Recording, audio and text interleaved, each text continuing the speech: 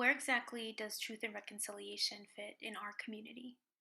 The terms have been so deeply overused that it's hard to know what they actually mean anymore without thinking of far off places like apartheid South Africa. Dr. Bjorn Krondorfer is director of the Martin Springer Institute at Northern Arizona University and endowed professor of religious studies in the Department of Comparative Cultural Studies. A participant in Santa Fe Art Institute's Truth and Reconciliation residency, Bjorn recently published a book on the Holocaust and histories of reconciliation. It's called Unsettling Empathy.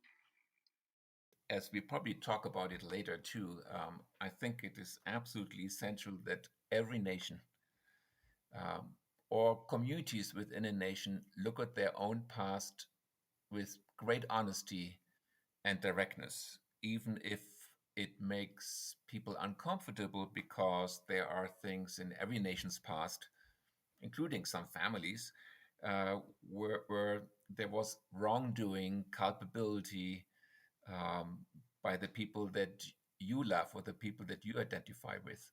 So for me to actually really look directly at the history of the Holocaust, meaning the attempted genocide against all Jews in Europe by Nazi Germany, it was actually really important for me to be in a different country to do so, and look at this from afar, while also identifying with my own history.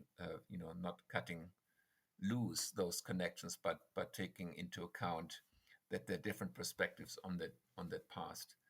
So I think it's essential. It is good to move between different worlds to get a good understanding of oneself, but also about other people and other people's histories. So, it's one thing for history to be blurry and uneasy to map, like the arrival and diffusion of the Matachine dance. It's another to actively erase or repress history. The first lesson in Repression 101: white people at the US Capitol last week.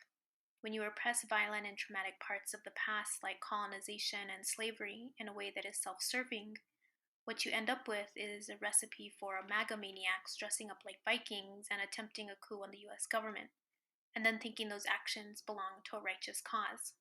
Yeah, you know, hyper-nationalism in a country like the United States is could theoretically mean that all Americans bond together over a common good, an understanding of the common good, of a common civil good, independent of the beauty of our differences. But unfortunately, hypernationalism doesn't mean that. Hypernationalism means the opposite, at least right now. It really means white supremacy at this point. So nationalism, hypernationalism is that white supremacists think that America is really for white people, more or less, and with some permission for others to join that club, but really to exclude most other people. And that is the really lethal, toxic climate that we're living in right now.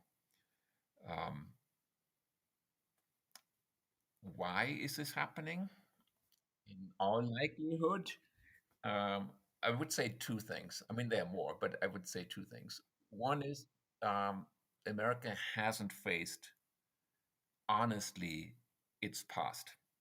So there were attempts here and there, but really as a whole nation to fully confront the legacy of slavery and the legacy of colonialism just has not happened to the extent that it needs to.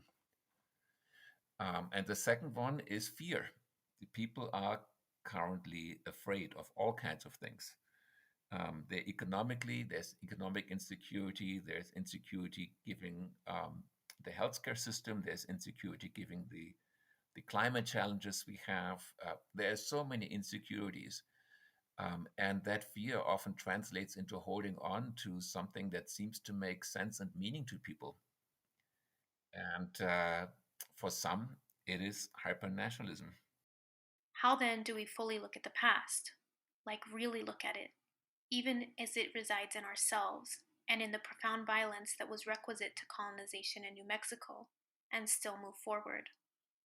So I use the term unsettling empathy, by which I mean that we don't unsettle or deconstruct empathy, but that empathy unsettles us. that an active empathy unsettles our values, unsettles our understanding of the other person, unsettles perhaps the understanding of ourselves, might unsettle the way how we perceive history.